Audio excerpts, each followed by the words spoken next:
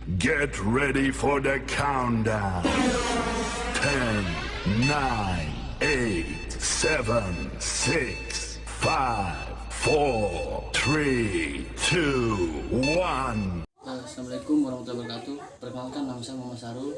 Saya dari jurusan Ekonomi Syariah semester 5. Saya akan menjelaskan sedikit tentang persepsi masyarakat terhadap akad jual beli online perspektif ekonomi syariah. Persepsi merupakan suatu proses yang didahului oleh proses penginderaan, yaitu proses diterimanya stimulus oleh individu melalui alat indera.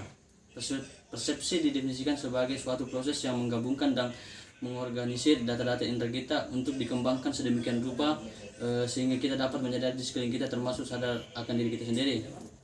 Persepsi merupakan proses pengelolaan mental secara sadar terhadap stimulus sensori. Definisi lain persepsi adalah stimulus yang diindra oleh individu. Adapun faktor-faktor yang mempengaruhi persepsi, yang pertama itu external perception, yaitu persepsi yang terjadi karena adanya rangsangan yang datang dari luar individu. Adapun faktor-faktor dari luar yang terdiri dari pengaruh-pengaruh lingkungan luar, antara lain yang pertama itu intensitas, ukuran keberlawanan atau kontas, yang terakhir itu pengulangan. Definisi jual beli menurut Islam. Secara etimologi, jual beli adalah proses tukar menukar barang dengan barang. Kata bayang artinya jual beli termasuk kata bermakna ganda yang berseberangan seperti halnya kata syirah yang termasuk dalam Al-Quran surat Yusuf ayat 20 dan surat Al-Baqarah ayat 102 yang artinya, dan mereka menjual Yusuf dengan harga yang murah, yaitu beberapa dirham saja, dan mereka merasa tidak tertarik hatinya kepada Yusuf. Yang kedua itu dasar hukum jual beli.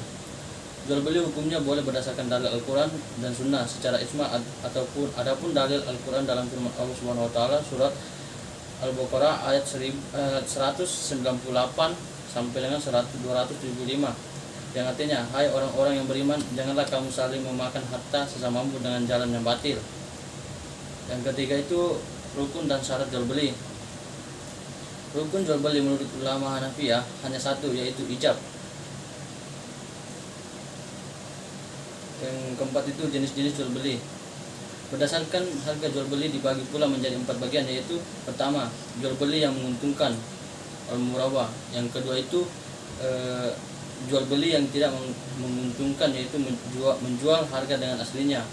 Yang ketiga itu jual beli rugi, al-kasarah. Yang selanjutnya itu manfaat dan hikmah jual beli.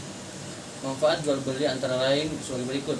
Jual beli dapat menata struktur kehidupan ekonomi masyarakat yang menghargai hak milik orang lain.